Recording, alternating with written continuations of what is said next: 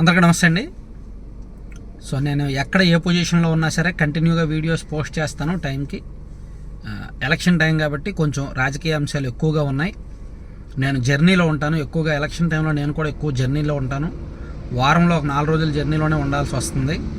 So అయినా సరే videos miss అవ్వను. సరే, విషయంలోకి వెళ్ళిపోతే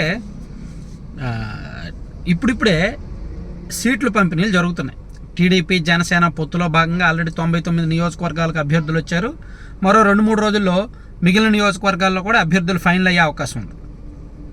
మేబీ 3-4 తేదీల్లో రావచ్చు అంటున్నారు. 6వ తేదీ కల్లా ఫైనల్ లిస్ట్ వస్తుంది అంటున్నారు. అది పక్కన పెడితే వైసీపీలో కూడా దాదాపుగా అన్ని నియోజకవర్గాలకు ఇచ్చేసారు. నిన్న 8వ లిస్ట్ వచ్చింది. సో మనం చూసాం. అయితే ఒక ఆశ్చర్యకరమైన విషయం ఏంటంటే వైసీపీ నుంచి టీడీపీలోకి వలసలు వస్తున్నాయి, చూస్తున్నాం. వైసీపీ నుంచి జనసేనలోకి కూడా వలసలు వస్తున్నాయి, చూస్తున్నాం. కానీ టీడీపీ నుంచి కూడా వైసీపీలోకి కొంతమంది కీలక నాయకులు వెళ్ళే ప్రయత్నాలు చేస్తున్నారు. అదే ఇక్కడ ఆలోచించాల్సిన విషయం. వైఎస్ఆర్ కాంగ్రెస్ పార్టీ మీద వ్యతిరేక భావజాలంతో ఇన్నాళ్ళు టీడీపీలో ఉన్నవాళ్ళు ఇప్పుడు టీడీపీలో సీట్లు ఇవ్వలేదు కాబట్టి వైసీపీలోకి వెళ్తున్నారు. ఈవెన్ వైసీపీలో కూడా సీట్లు ఇవ్వని వాళ్ళే టీడీపీలోకి వచ్చారు కొంతమంది. సో ఇప్పుడు టీడీపీలో సీట్లు లేని వాళ్ళు వైసీపీకి వెళ్తున్నారు. ఉదాహరణకు జలీల్ ఖాన్ గారు, విజయవాడ పశ్చిమ మాజీ ఎమ్మెల్యే. ఆయన వైసీపీలో గెలిచి టీడీపీలోకి వచ్చారు గతంలో ఒక 8 ఏళ్ల కిందట. ఇప్పుడు ఆయనకు విజయవాడ పశ్చిమ సీట్ ఇవ్వలేదు కాబట్టి ఆయన మళ్ళీ వైసీపీలోకి వెళ్ళడానికి ప్రస్తుతానికి సంప్రదింపులు జరుపుతున్నారు, చర్చలు జరుగుతున్నాయి. మేబీ వెళ్ళొచ్చు. ఆయనతో పాటు మరో మాజీ ఎమ్మెల్యే వేటుకూరి శివరామరాజు గారు, ఉండి మాజీ ఎమ్మెల్యే. ఆయన తెలుగుదేశం పార్టీలో ఉండి సీటు కోసం మ్యాక్సిమం ట్రై చేశారు. ఆయన చాలా సాఫ్ట్ పర్సన్, చాలా మంచి వ్యక్తి, వ్యక్తిగతంగా చాలా మంచి పేరు ఉంది. సో ఆయన 2 టైమ్స్ ఎమ్మెల్యేగా పనిచేశారు.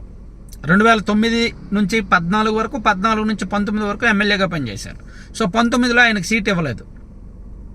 ఇప్పుడు నెక్స్ట్ ఎలక్షన్ కూడా ఉండి సీటు రామరాజు గారికి, ప్రజెంట్ సిట్టింగ్ ఎమ్మెల్యే రామరాజుకు ప్రకటించారు. సో దాంతో శివరామరాజు గారు హర్ట్ అయ్యి ఆయన పార్టీ నుంచి బయటకు వెళ్ళిపోయే ప్రయత్నాల్లో ఉన్నారు. ఆయనతో కూడా వైసీపీ పెద్దల టచ్లో ఉన్నారు. ఆయనకు కీలకమైన సీటు ఆఫర్ చేశారంట. నరసాపురం ఎంపీ కానీ లేదా ఉండి సీటు కానీ, ఇలా ఆయనకు ఆప్షన్స్ ఇచ్చారు. మీకు ఏ సీటు కావాలన్నా ఇస్తాము, మీరైతే పార్టీలోకి వచ్చేయండి అని. అయితే ఆయనకి ఇష్టం లేదు. ఆయన స్వతహాగానే వైసీపీ వ్యతిరేకి. మరి ఏం జరుగుద్దో చూడాలి. ఆయన ఒకడు. మరోవైపు బొల్లినేని రామారావు గారు కూడా వైసీపీతో నిన్నటి నుంచి టచ్లో ఉన్నారంట. వైసీపీ నాయకులు ఆయన సంప్రదించారంట. ఆయనేమో ఈరోజు రేపో కార్యకర్తలతో, తన అనుచరులతో మీటింగ్ పెట్టి, ఎవరు ఉదయగిరి మాజీ ఎమ్మెల్యే, ఆయనకు కూడా సీట్ ఇవ్వలేదు కదా, ఉదయగిరి కాకల సురేష్ గారికి ఇచ్చారు. సో బొల్లినేని రామారావు గారు కూడా నిన్నటి నుంచి వైసీపీతో టచ్లో ఉన్నారు. వైసీపీ ప్రెజర్ ఉంది, ఆయన రమ్మంటున్నారు. సో ఆయన ఈరోజు రేపో కార్యకర్తలతో మీటింగ్ పెట్టుకొని ఏదో డిసైడ్ అవుతానని చెప్పారు. అలాగే 3 మాజీ ఎమ్మెల్యేలు అయ్యారు కదా.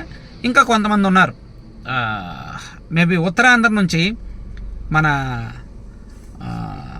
ఏంటది పర్లాకిమిడి బార్డర్లో పాతపట్నం, అంటే నేను పేరు చెప్పడానికి ఇష్టం లేదు కానీ సీట్ అనౌన్స్మెంట్ తర్వాత ఒక మార్పు జరగవచ్చు. అక్కడ 2 ఉన్నారు. 2లో ఒకరికి సీటు వస్తుంది. ఎవరికి వస్తుందో మనం ఆల్రెడీ చాలా సందర్భాల్లో చెప్పాం. సో ఆ మాజీ గారు ఇతర పార్టీతో టచ్లో ఉన్నారు, సీట్ ఇవ్వకపోతే వెళ్ళిపోవడానికి అనేది ఒక టాక్. అలాగే విజయనగరం జిల్లాలో ఒక కీలక ఫ్యామిలీ, తెలుగుదేశం పార్టీని సుదీర్ఘకాలం ఉన్న ఫ్యామిలీ, వాళ్ళు కూడా ఆ నియోజకవర్గంలో కూడా సీటు ఇవ్వకపోతే వాళ్ళు కూడా పార్టీ మారడానికి, వైసీపీలోకి వెళ్ళడానికి రెడీగా ఉన్నారంట. అలా తెలుగుదేశం పార్టీ కనుక సీటు ఇవ్వకపోతే పార్టీ మారడానికి 8 మంది మాజీ ఎమ్మెల్యేలు సిద్ధంగా ఉన్నారు. వాళ్ళతో ప్రస్తుతానికి వైసీపీ పెద్దలు చర్చలు జరుపుతున్నారు.